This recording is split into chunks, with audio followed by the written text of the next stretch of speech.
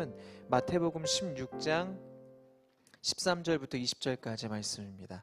마태복음 16장 13절부터 20절까지의 말씀을 저와 여러분이 한 절씩 교독하여 읽고 말씀을 나누도록 하겠습니다. 마태복음 16장 13절에서 20절까지의 말씀입니다. 제가 먼저 읽어보도록 하겠습니다.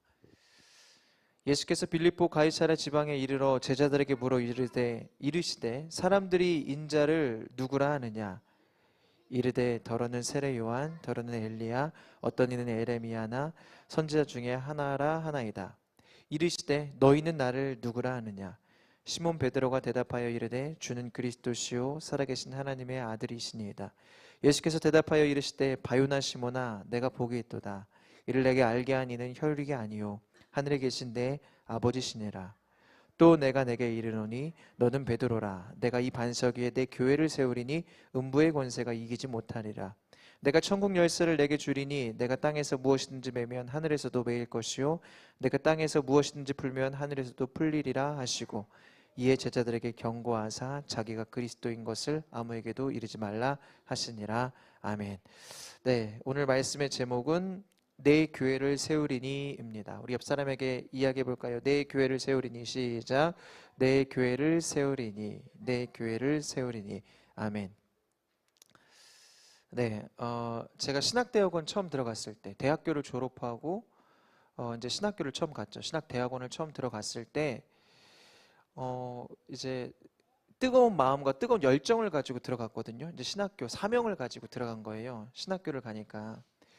그런데 그 신학교에 다니는 그 환경이 굉장히 낯설었습니다. 그 장소, 그 학교도 낯설었고 배우는 학문도 낯설었고 모든 것이 낯설었거든요.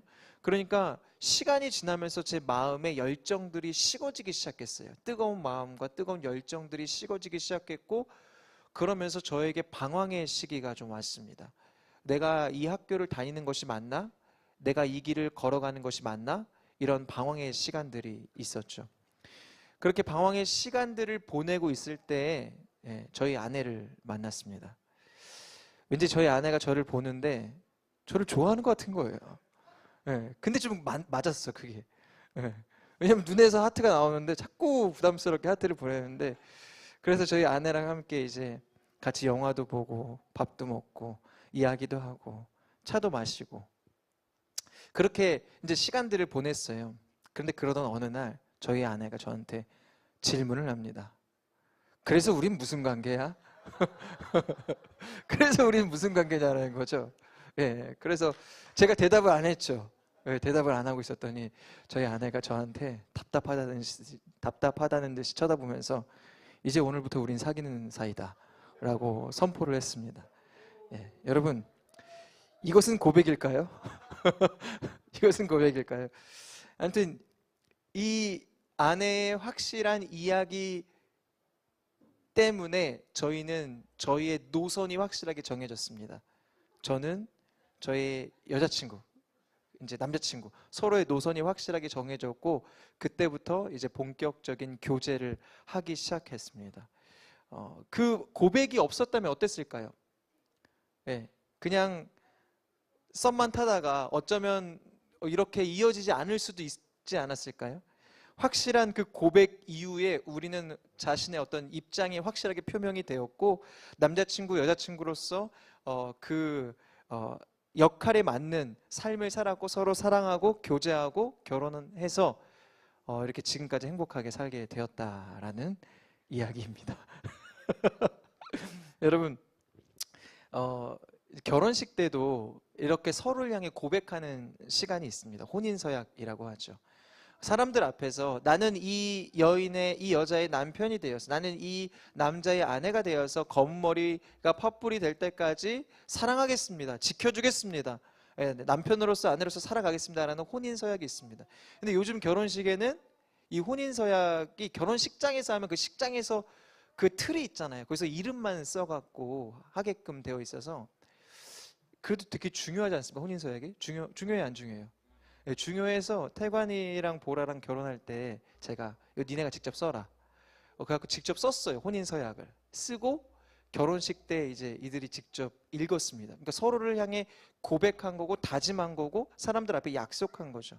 그리고 이 둘은 그 고백 위에서, 그 고백 다짐 위에서 함께 서로 사랑하고 교제하고 그리고 결혼을 해서 지금 이렇게 아름다운 가정을 꾸리고 있습니다. 여러분, 고백이라는 것이 그래요. 그냥 한번 한다고, 그냥 고백이라는 것은 그냥 끝내는 것이 아닙니다. 고백을 하고 나면 그 고백에 걸맞는 삶을 살아야 그것이 진짜 고백이 되는 것이죠. 여러분, 성경에서 고백은요 보통 두 가지 의미로 쓰이고 있습니다. 첫 번째에는 신앙생활을 할 때, 신앙 고백을 할 때 쓰이는 고백입니다. 신앙 고백할 때 주님을 향해서 하나님 나의 왕이십니다. 하나님이 나의 구원자이십니다. 하나님은 하나님이십니다. 이렇게 고백할 때, 신앙 고백할 때, 그때 이 고백이 쓰이고요. 또 하나는 죄를 고백할 때 쓰입니다. 나의 죄를 하나님 앞에 토해놓고 토설하고 그렇게 죄를 고백할 때 쓰이게 되는데, 여러분, 이 두 가지 의미, 이제 고백이 이 두 가지 의미로 사용되는데 공통점이 있습니다. 어떤 공통점이 있을까요? 믿음이라는 바탕에 이 고백이 되어진다는 것입니다. 믿음이라는 바탕에 하나님께 신앙을 고백할 때도, 죄 용서, 죄를 고백할 때도 믿음이 있어야지만 할 수 있는 것입니다. 여러분, 이 신약 성경에서 나오는 이 고백에 해당되는 헬라어가 인정하다라는 말의 근원입니다. 인정하다라는 말의 이제 인정하다라는 말이 이 고백에서 나왔습니다. 그래서 성경을 보면, 신약 성경을 보면 이 고백이라는 단어는 믿음과 관련하여 사용되어진 것을 볼 수가 있습니다. 그러니까 예수님의 아들을 우리가 예수님을 하나님의 아들로 믿습니다라고 할 때 예수님을 하나님의 아들로 인정합니다, 이런 뜻이 담겨져 있는 거죠.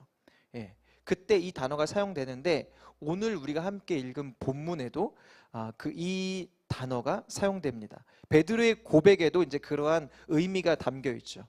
그래서 마태복음 16장 16절을 보면요, 마태복음 16장 16절에 보면 주는 그리스도시요 살아계신 하나님의 아들이시니이다 라고 베드로가 고백하잖아요. 이게 어떤 의미냐면, 당연히 예수님이 그리스도다, 주님이 메시아이심을 믿습니다, 주님이 메시아이심을 인정합니다 라는 의미로 쓰인 것입니다. 여러분, 이렇게 베드로가 예수님을 향해서 주님은 그리스도이십니다, 주님은 메시아입니다, 주님이 하나님의 아들이심을 나는 믿습니다, 인정합니다 라고 고백했을 때에 그 고백을 들으시고 예수님이 이렇게 말씀하셨습니다. 우리 18절인데요, 같이 한번 읽어보도록 하겠습니다. 시작. 또 내가 내게 이르노니 너는 베드로라. 내가 이 반석 위에 내 교회를 세우리니 음부의 권세가 이기지 못하리라. 아멘. 내가 이 반석 위에 내 교회를 세우겠다. 여러분, 이 반석이 무엇입니까? 이 반석, 그것은 바로 주님을 향한 믿음의 고백입니다. 주님을 향한 믿음의 고백, 이것이 믿음의 반석이고요. 그 주님을 향한 고백 위에 무엇을 세우시겠다라고 말씀하셨습니까? 교회를 세우시겠다라고 말씀하셨습니다. 이것은 그 고백 위에 건물을 세우겠다, 간판을 달겠다라고 이야기하신 것이 아닙니다. 여러분, 그 고백 위에 교회를 세우시겠다. 예수님이 교회를 이 땅 가운데 어떻게 세우셨습니까? 예수님이 이 땅 가운데 교회를 무엇으로 세우셨습니까? 여러분, 예수님이 이 땅 가운데 오셔서 하신 일들을 한번 생각해 보십시오. 예수님이 뭐 하셨지? 어떤 일들을 행하셨지? 여러분, 결국 예수님이 이 땅 가운데 오셔서 하셨던 일들은 다른 것이 아니라 바로 제자들을 세우신 것이었습니다. 여러분, 예수님이 누구를 세우셨다고요? 제자들을 세우셨어요. 다른 사람들, 많은 사람들을 세우신 것이 아니고요. 예수님이 하늘로 올라가신 이후에도 예수님이 행하셨던 그 사역, 그 유업을 이어받을 제자들을 세우셨던 것입니다. 그래서 여러분, 결국 주님이 그 고백 위에 교회를 세우시겠다라고 했는데, 주님이 세우시겠다고 하는 그 교회는 바로 예수님의 제자들이고, 예수님의 제자들이 바로 믿음의 반석 위에 선 교회인 것입니다. 여러분, 교회가 누구라고요? 제자였고, 예수님이 세우신 교회가 제자였고, 제자들이 바로 예수님이 세우신 교회였다라는 것입니다. 여러분, 예수님의 제자들은요, 다른 환경 속에서 서로 다른 사람들이 모여서 함께 공동체를 이뤘지만 그들은 하나의 마음, 하나의 꿈을 가지고 살았습니다. 그 하나의 꿈, 하나의 마음이 무엇이었을까요? 바로 예수님의 마음과 예수님의 꿈인데 그게 바로 교회였어요. 교회를 통해 주님의 뜻을 이루고자 하신 그 교회를 향한 주님의 마음, 주님의 꿈. 여러분, 우리 살아있는 교회도 동일한 줄 믿습니다. 우리도 서로 다른 상황 속에서 서로 다른 사람들이 함께 모여서 예배하고 있지만 우리도 주님의 마음, 그 주님이 우리에게 주셨던, 주님이 제자들이 주님과 함께 꾸었던 그 꿈, 그 비전, 그 마음을 우리도 함께 품고 살아가야 합니다. 그게 무엇일까요? 우리가 교회가 되는 것. 믿음의 고백 위에 세워진, 주님을 그리스도로 고백하는 그 고백 위에 세워진 믿음의 교회. 내가, 여러분 자신이 살아있는 교회가 되는 것. 그것이 바로 우리가 함께 주님의 마음을 가지고 품어야 할 꿈이라는 것입니다. 여러분, 그렇다면 우리가 어떻게 주님의 몸된 교회가 될 수 있을까? 여기에는 한 사람 한 사람이 어떻게 주님의 몸된 교회가 될 수 있을까? 살아있는, 하나님의 살아계심을 증거하는 그러한 살아있는 교회가 될 수 있을까요? 오늘 본문을 보니까 교회가 어떤 곳인지 우리에게 이야기하고 있습니다. 우리는 그것을 통해 교회됨을 배울 수 있는데 두 가지를 함께 오늘 말씀을 통해 나누어 보려고 합니다. 첫 번째, 교회는 어떤 곳입니까? 교회는 음부의 권세가 이기지 못하는 곳입니다. 여러분, 옆 사람에게 이야기해 줄게요. 교회는 음부의 권세가 이기지 못한대요. 시작. 교회는 음부의 권세가 이기지 못합니다. 네, 여러분, 교회는 음부의 권세가 이길 수 없습니다. 왜 그럴까요? 교회의 주인이 예수 그리스도이시기 때문입니다.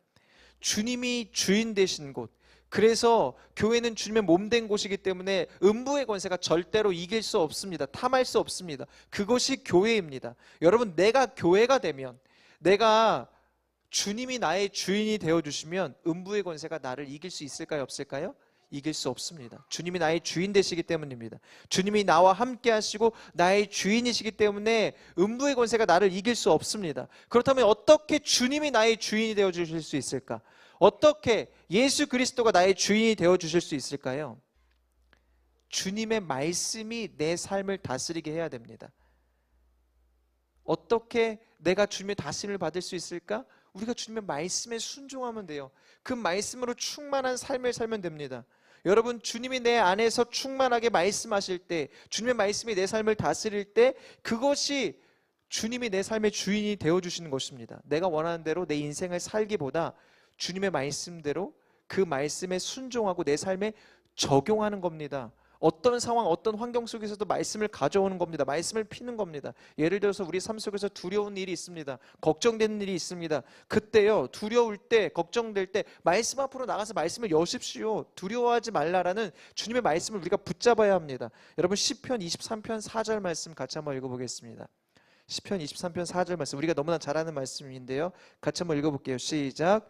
내가 사망의 음침한 골짜기로 다닐지라도 해를 두려워하지 않을 것은 주께서 나와 함께 하심이라. 주의 지팡이와 막대기가 나를 안위하시나이다. 아멘. 여러분, 두려움 가운데 있습니다. 걱정 가운데 있습니다. 그런데 이때 이 말씀을 붙잡는 것입니다.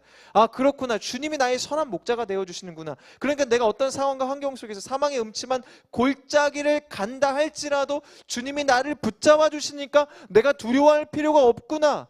이렇게 선한 목자이신 예수 그리스도를 붙잡을 때 우리는 말씀으로 그 두려움을 이겨내는 줄 믿습니다. 여러분, 인생의 문제를 만났을 때 주님의 말씀을 앞으로 나아가십시오. 기쁜 일이 있건 슬픈 일이 있건 어떤 상황 속에서 어떤 환경 속에서도 그 말씀 앞으로 나아가 나에게 주신 그 말씀을 붙잡고 나에게 말씀하시는 주님의 음성을 들으십시오. 근데 여러분, 이것이요, 제가 늘 말씀드리지만 그냥 되는 게 아닙니다. 성경이 그냥 읽혀지겠습니까? 말씀이 그냥 읽혀지겠습니까? 내가 노력해야 돼요. 여러분이 의지를 가지고 나아가야 합니다. 생각하고 의지적으로 말씀을 열고 말씀을 읽으려고 여러분의 시간을 주님께 드려야만 합니다. 여러분, 다이어트 할 때 어떻습니까? 지난주에 소정이가 약속이 많았다고 표정이 아까 어두웠는데, 다이어트 하려면 운동도 하고 음식 조절도 해야 됩니다. 그냥 됩니까? 그냥 될까요? 영태 형제, 그냥 됩니까? 다이어트가 절대 안 되죠. 지금 뱃속 들어간 거 보세요. 네. 미남 됐어, 미남. 네. 여러분, 다이어트가 그냥 되는 게 아니에요. 의지를 가지고, 굉장한 의지를 가지고 노력해야 돼요. 마음을 지켜야 돼요. 내 마음을 지켜야 돼요. 라면 앞에서도 마음을 지켜야 된다고. 예. 여러분, 그럴 때 우리가 그 마음을 지킬 때 운동을 하고 먹는 것을 조절할 수 있고 건강하게 다이어트를 할 수 있게 되는 것입니다. 여러분, 우리가 교회가 되기 위해선 음부의 권세가 이길 수 없는 믿음의 교회가 되기 위해서는 말씀이 내 안에서 충만해야 돼요. 말씀이. 여러분, 로마서 10장 17절 말씀 같이 한번 읽어보겠습니다. 로마서 10장 17절입니다. 시작. 그러므로 믿음은 들음에서 나며 들음은 그리스도의 말씀으로 말미암았느니라. 아멘. 여러분, 그 말씀이 내 안에 충만해서 내가 정말 그 말씀을 계속해서 듣고 읽고 묵상하면 그것이 나의 믿음이 됩니다. 내 믿음, 나의 영적인 근육이 된다란 말이에요. 그러니까 그 어떤 사탄의 그 시험과 어려움이 올 때 그 영적인 근육으로 그거를 이겨낼 수 있어요. 믿음으로 이겨낼 수 있어요. 말씀을 들어야 돼요. 말씀 앞에 나아가야 돼요. 말씀이 내 안에 충만해야 돼요. 예. 결국 그럴 때 그 믿음의 고백들이 우리의 입술의 고백을 넘어서 우리의 삶의 고백으로 이어지게 되는 것입니다. 여러분, 그럴 때 주님이 우리의 삶을 믿음으로 인도하시고 음부의 권세가 이기지 못하는 교회가 되게 하시는 줄 믿습니다. 두 번째, 교회는 어떤 곳인가? 교회는 천국 열쇠를 가진 곳입니다. 우리 함께 따라해 볼까요? 천국 열쇠를 가진 곳. 예, 예. 저는 이 천국 열쇠를 가진 곳이라는 이 말씀을 볼 때 마태복음 15장의 그 내용, 지금 우리가 마태복음 16장을 읽고 있는데 그 앞에 내용이 생각이 났습니다. 그 앞에 어떤 내용이 있냐면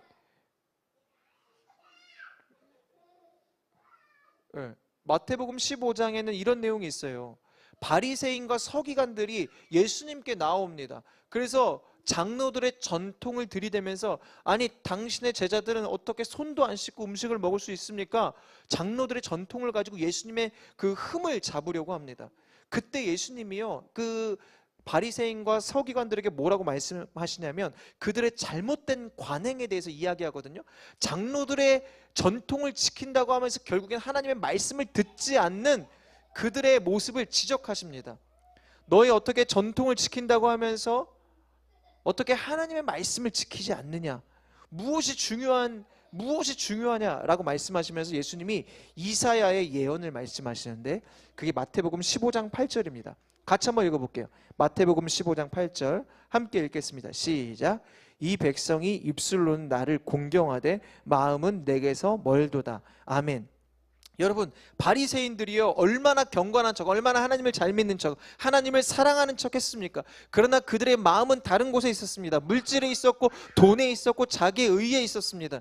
근데 그들은 그러한 것들을, 자기의 의를 굉장히 드러내려고 하는 그 모습을 예수님께서 지적하신 것입니다.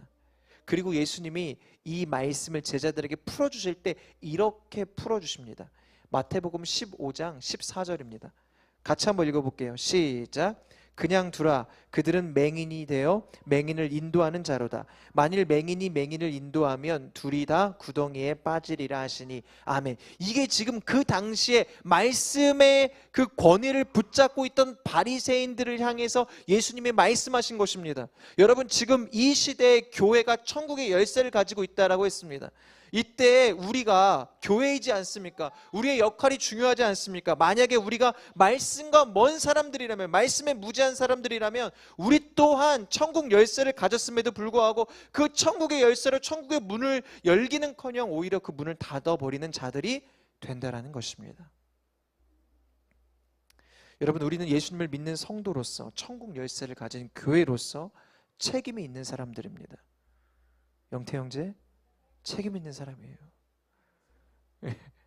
우린 책임 있어요. 그냥 우리가 교회 나왔다고 그냥 나 하나 신앙생활 잘하면 되지? 아니라고요. 우리는 책임이 있어요. 믿지 않는 자들을 주님께로 인도하는 복음의 통로로서의 역할을 해야만 하는 사람들이 저와 여러분입니다. 우리가 주님께로 인도해야 되는 인도자라는 거예요. 근데 여러분, 인도해야 돼. 근데 내가 내 자신을 바라볼 때 어떻습니까? 우리 옆 사람 보지 마세요. 나 자신을 바라보세요. 얼마나 나 자신 바라볼 때 얼마나 연약합니까? 내 믿음 지키기도 빠듯하잖아요.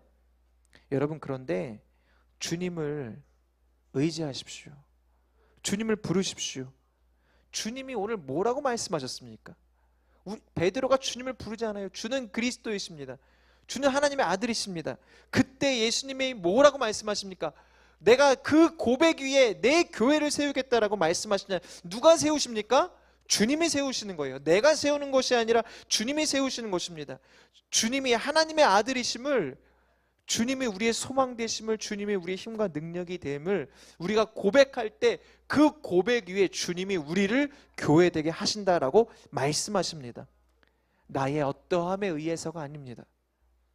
우리의 어떠함에 의해서가 아닙니다. 주님이 그 고백 위에 내 교회를 세우시겠다라고 말씀하셨습니다. 여러분, 그러므로 주님을 믿음으로 고백하십시오. 믿음으로 우리 주님을 부르십시오. 그리고 주님을 믿음으로 부를 때 주님의 우리를 주님의 온전한 교회 되게 하시는 것을 저와 여러분이 경험하십시오. 여러분, 주님은요, 저와 여러분을 복음의 파수꾼으로 사용하기를 원하시고 우리들을 통해 하나님 나라를 세워 가시겠다라고 말씀하셨습니다. 우리를 교회되게 하신다는 것은 우리들을 통해 예수님께서 이 땅 가운데 오셔서 행하셨던 그 유업을 우리에게 주시겠다라는 것입니다. 그리고 그 일들을 우리를 통해 행하시겠다라는 것이죠. 오늘이 성령 강림절입니다. 성령님이 이 땅 가운데 오셔서 하신 일이 무엇입니까? 그 예수님의 일을 깨닫게 하시는 거예요.